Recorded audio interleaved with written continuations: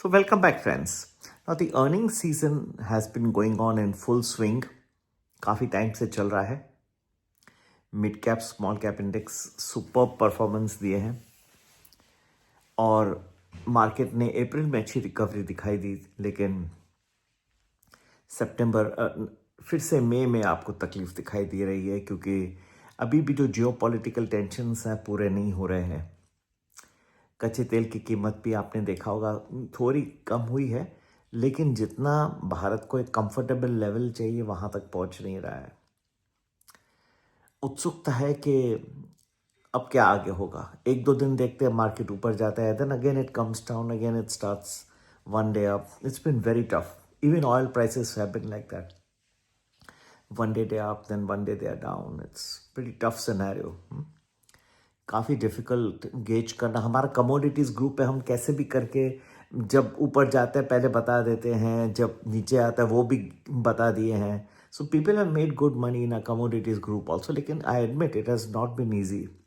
बहुत वॉलेटाइल रहा है. भारत का बहुत सारे डिसएडवांटेजेस हैं. करेंसी का मेरे ख्याल से खास करके has been one of the very important reasons. 95 rupees a dollar, ये रेट पे अगर आप जिन्होंने एंट्री की है कुछ महीने पहले 89 पे, 89 से 95, तो ये तो आपको सीधा करेंसी डिप्रिशिएशन हो गया. That's why FII seeing this environment. जब तक आप करेंसी कंट्रोल में नहीं आएगी तब तक बहुत मुश्किल है एफआईआई का सीरियस वे में एंट्री करना. करेंसी आएगी कंट्रोल में, लेकिन थोड़ा वक्त लगेगा, टाइम लगेगा उसमें. ऑयल का जो अर्निंग्स में एक चीज़ आपको याद रखनी होगी कि जैसे ये क्राइसिस आया, the big energy shock that came in the month of March, now this cost people to do many things, right. They front loaded manufacturing. जिसके पास गैस के सप्लाईज वगैरह जो थे उन्होंने उसे जल्दी बना दिए. कंज्यूमर ने भी जल्दी से उठा दिया, बोला ये तो ऑयल शॉक है, इन्फ्लेशन बढ़ जाएगा, जल्दी उठा दो, भाव बढ़ जाएंगे. तो एक फ्रंट लोडिंग की वजह से इतना आपको बुरा इम्पैक्ट दिखाने. इनफैक्ट मार्केट जो है, ये जो क्वार्टर पूरा हुआ, fourth quarter of the financial year 26 का, उसमें रिजल्ट्स अच्छे ज़्यादा हो गए क्योंकि फ्रंट लोडिंग हो गया मार्च के महीने में. तो ये जो नेक्स्ट क्वार्टर है उसमें एक प्रॉब्लम आएगा कि ये जो सडन बूस्ट था वो कुछ कम होने की संभावना है. ठीक है. फिर भी मेरे ख्याल से मार्केट्स में एक बहुत इम्पॉर्टेंट टेंडेंसी है कि वो फ्यूचर को पहले डिस्काउंट करता है. ये जियोपॉलिटिकल टेंशन्स जो इतने बड़े हुए हैं, अगर ये कम हो जाते हैं तो आपको दिखेगा कि कच्चे तेल की कीमत कम हो जाती है और फ्यूचर को डिस्काउंट करना शुरू करेगा. समझिए कि 95, 90 नीचे गिर जाता है. बहुत बेनिफिशियल हो सकता है ऑयल मार्केटिंग कंपनीज के लिए. HPBP ये अच्छा परफॉर्म करेंगे, डिविडेंड्स अच्छे जाएंगे गवर्नमेंट को. फिस्कल डेफिसिट गवर्नमेंट का बहुत बढ़ गया है.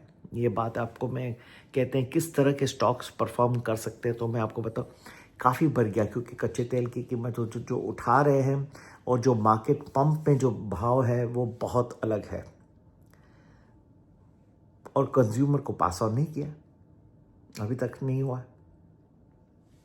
तो अगर कच्चे तेल की कीमत गिर जाती है तो उसमें ऑयल मार्केटिंग कंपनीज के लिए जो लॉसेस हो रहे तो नहीं होंगे, अभी उल्टा अच्छी तरह से रिवर्स में जाना शुरू होगा.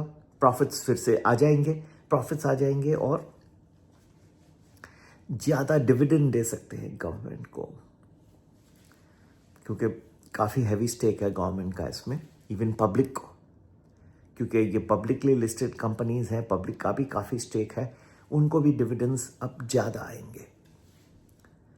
ऐसी कंपनीज को बेनिफिट ज़्यादा मिलेगा जब मार्केट रिवाइव होगा अच्छी तरह से. एज्यूमिंग ये जियोपॉलिटिकल जो मुझे लग रहा है कम होना चाहिए कुछ टाइम में, कुछ हफ्तों में, कुछ दिनों में, आने वाले दिनों में. तो उसके लिए आप क्या कर सकते हैं? आप पेशेंटली वेट करिए, ऐसे स्टॉक्स ढूंढिए जो चले नहीं हैं. जिनका चलना बाकी है, ऊपर आना बाकी है। दूसरा, जो जिसका ऑयल से कुछ रिलेशनशिप नहीं, but they have fallen, we have calculated in our calculations, analysis, the list of stocks which have fallen down, but had nothing to do with all this oil crisis. They will go up the most because they artificially गिर गए नीचे। ठीक है, तो scope बहुत है, निराश न होइए। India as an investing class, as an emerging market, ये ऊपर आएगा और दूसरों से फास्टर भागेगा।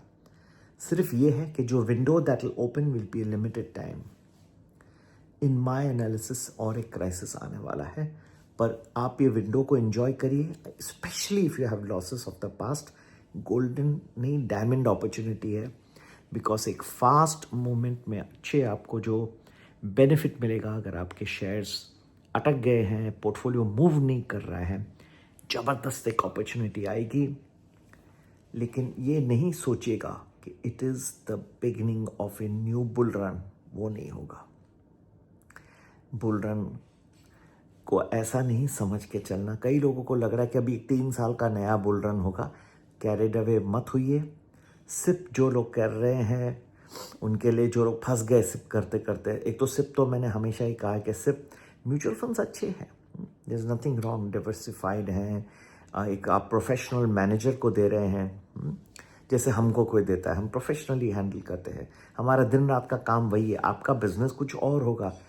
तो ये अच्छा है, म्यूचुअल फंड में कुछ गलत नहीं है, सिर्फ टाइमिंग अच्छा है और सिप अच्छा नहीं है। क्योंकि ऐसे जब मार्केट गिरते हैं बीच में, उस वक्त उस वक्त आप अगर उठाएं, पैसे डालें, शेयर्स उस वक्त उठाएं, बहुत बेनिफिट होगा। ऐसे ही आप अंधधुंध में दबाते जाए, एवरी मंथ आफ्टर मंथ, महीने के पीछे महीना दबाते जाए, और भले टॉप पे भी हो मार्केट, उसमें पैसे दबा दिए, ये बड़ा गलत है इन वे ऑफ इन्वेस्टमेंट। आप डालिए जब लोग डर रहे हैं, ऐसे शेयर्स में डालिए जो दुनिया डरती है, तभी पैसा बनता है।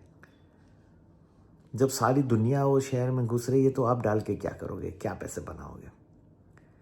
कुछ दिन, ये हफ्ते, आने वाले हफ्ते में भी आपको एक अपॉर्चुनिटी देंगे एंट्री के, उसको मिस मत करिएगा। कुछ ऐसे 2-3 दिन आ रहे हैं नेक्स्ट कपल ऑफ वीक्स में, जो अच्छी डिप्स और अच्छी अपॉर्चुनिटी देगा, मिस मत करेगा। पूरा जाने के लिए प्रीमियम वैल्यू, हफ्ते भर का प्रेडिक्शन एडवांस में, या फिर एक प्रीमियम प्लस अच्छा पैकेज है जिसमें कमोडिटीज़ भी कवर्ड होती हैं, आपको आउटलुक भी बताते हैं 10-12 दिन एडवांस में। ज़रूर ज्वाइन करिए, जो आपको प्रेफरेंस हो। जुड़े रहना है हमारे आर्ट ऑफ इन्वेस्टिंग ग्रुप से, ये वादा करना है, ठीक है? और मैं आपसे जुड़ा रहूँगा, ये मेरा वादा रहा।